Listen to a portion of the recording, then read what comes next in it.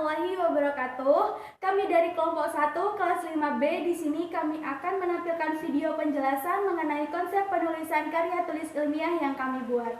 Sebelumnya kami akan memperkenalkan diri terlebih dahulu. Perkenalkan, nama saya Lailiul Hafifah, NIM 047 sebagai penyaji 4. Perkenalkan, nama saya Mahfudatul Hamidah, NIM 078 sebagai penyaji 1. Perkenalkan, nama saya Indira, NIM 045 sebagai penyaji 2. Perkenalkan, nama saya Mahrus Al-Hadi, NIM 057 sebagai penyaji ketiga. Dalam konsep penulisan KTI, pemikiran ilmiah pada lingkungan keilmuan terdiri dari 2 tingkatan, yaitu tingkat abstrak dan tingkat empiris. Tingkat abstrak berkaitan dengan penalaran, sehingga pemikirannya bebas tetapi sedikit terikat dengan ruang dan waktu. Tingkat empiris berkaitan dengan pengamatan, sehingga pemikirannya sangat terikat oleh ruang dan waktu. Bisa jadi dilaksanakan dalam ruang dan waktu tertentu. Dalam proses pemikiran ilmiah, seseorang biasanya selalu memulai dengan apa yang disebut pendekatan ilmiah. Pendekatan ilmiah adalah gabungan dari 2 pendekatan, yaitu pendekatan induktif dan pendekatan deduktif. Pendekatan induktif merupakan pengamatan atau pengalaman seseorang pada tingkat empiris yang menghasilkan konsep, modifikasi, model hipotesis menjadi teori, dan berujung di tingkat abstrak. Sedangkan pendekatan deduktif merupakan titik tolak perenungan serta penalaran di tingkat abstrak yang menghasilkan pengukuran konsep serta pengujian hipotesis. Karya tulis ilmiah merupakan serangkaian kegiatan penulisan berdasarkan hasil kajian yang sistematis, berdasarkan metode ilmiah untuk mendapatkan jawaban secara ilmiah dari permasalahan yang muncul sebelumnya. Untuk memperjelas jawaban ilmiah tersebut, penulisan karya ilmiah harus menggali khazanah pustaka. Gunanya yaitu untuk melengkapi teori-teori atau konsep yang relevan dengan permasalahan yang ingin dijawabnya. Oleh karena itu, penulisan karya ilmiah harus teliti dan rajin dalam mencatat dan membaca teori serta konsep yang mendukung karya ilmiahnya. Dalam memberikan jawaban terhadap permasalahan yang timbul, penulisan karya ilmiah harus membuktikan dengan 2 cara. Yang pertama, jawaban merupakan jawaban final. Yang kedua, harus menjadi jawaban yang paling benar, meskipun masih akan dibuktikan lagi di tahap selanjutnya. Jawaban permasalahan yang ada pada penelitian bisa mendukung dan bisa menolak hipotesis yang ada. Tetapi, jika jawaban tidak mendukung hipotesis, maka hipotesis dalam penelitian tersebut ditolak.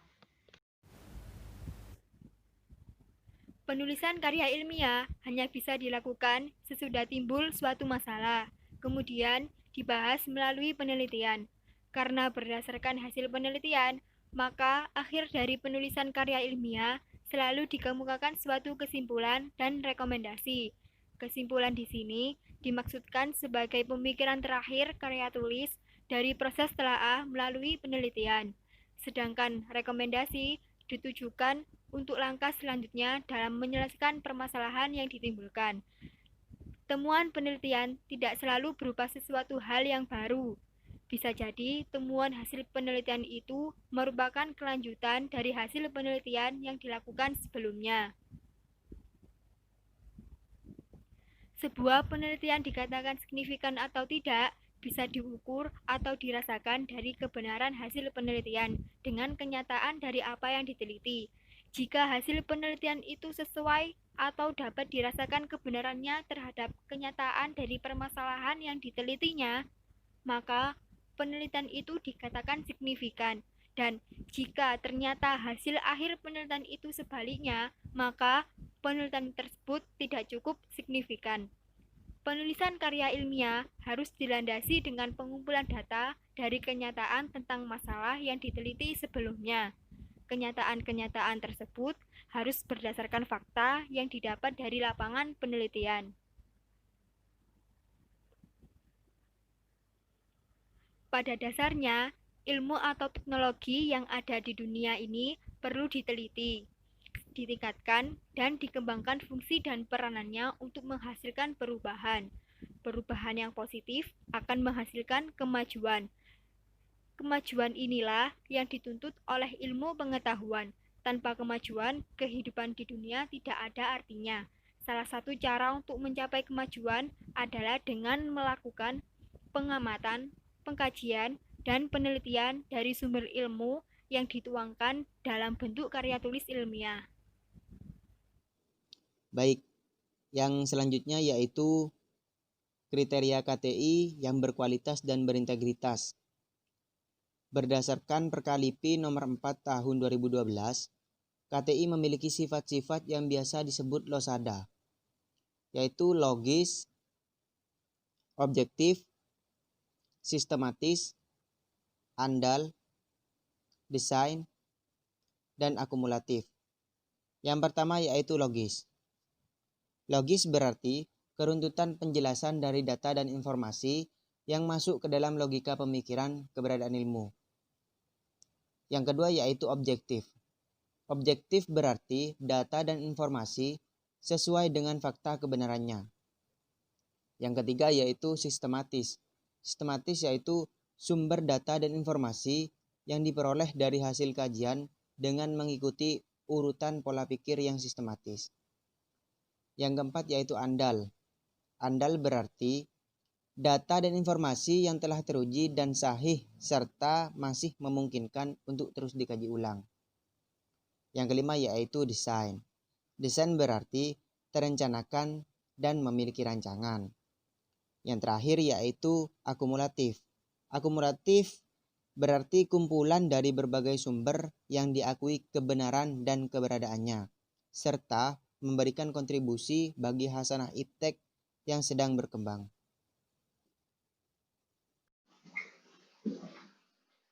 KTI yang berkualitas adalah KTI yang menyajikan data bersifat valid dan reliable, atau dalam istilah teknisnya memiliki tingkat akurasi dan tingkat presisi yang tinggi. Tingkat akurasi adalah tingkat kedekatan pengukuran terhadap nilai sebenarnya, sedangkan tingkat presisi adalah sejauh mana pengulangan pengukuran dalam kondisi yang tidak berubah mendapatkan hasil yang sama.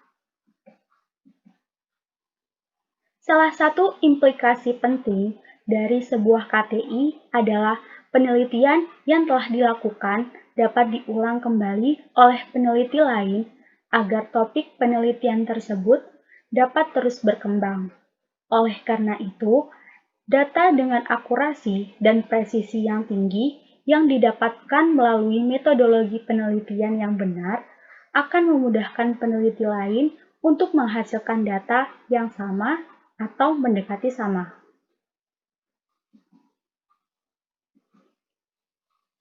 KTI yang berkualitas juga memiliki tingkat keterbacaan yang tinggi. Sebuah KTI yang ditulis dengan cermat akan mudah dipahami oleh pembacanya, baik oleh peneliti dengan latar belakang kepakaran yang sama, peneliti dengan latar kepakaran yang berbeda, maupun masyarakat awam yang tertarik dengan ide yang dimunculkan di dalam tulisan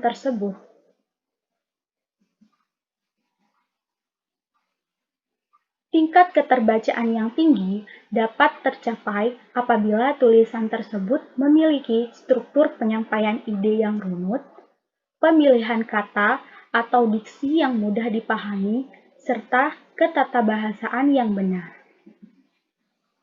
Dalam hal ketatabahasaan, peneliti harus menguasai kaidah ketatabahasaan yang berlaku, baik dalam bahasa Indonesia untuk penulisan di jurnal nasional terakreditasi maupun bahasa Inggris untuk bagian abstrak selain untuk penerbitan di jurnal internasional terindeks.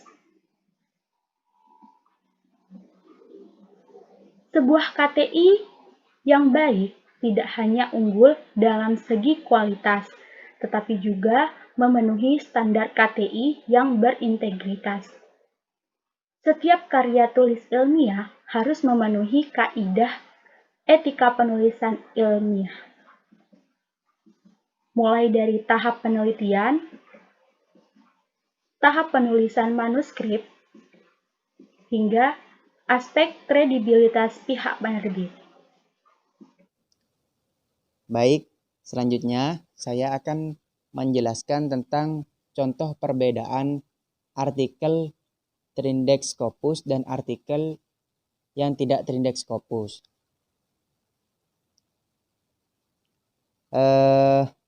Artikel terindeks Scopus ini diterbitkan oleh perguruan tinggi atau penerbit kredibel dan terindeks oleh basis data internasional yang bereputasi seperti Scopus, memiliki ISSN,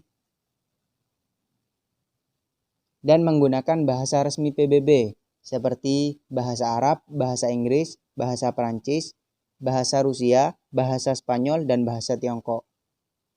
Sedangkan artikel yang tidak terindeks Scopus yaitu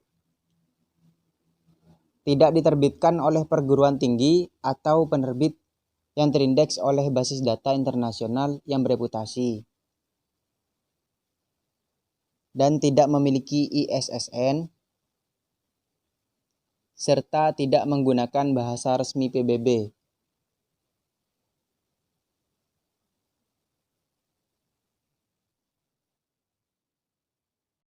Sekian video penjelasan dari kelompok kami. Kurang lebihnya kami mohon maaf. Wassalamualaikum warahmatullahi wabarakatuh.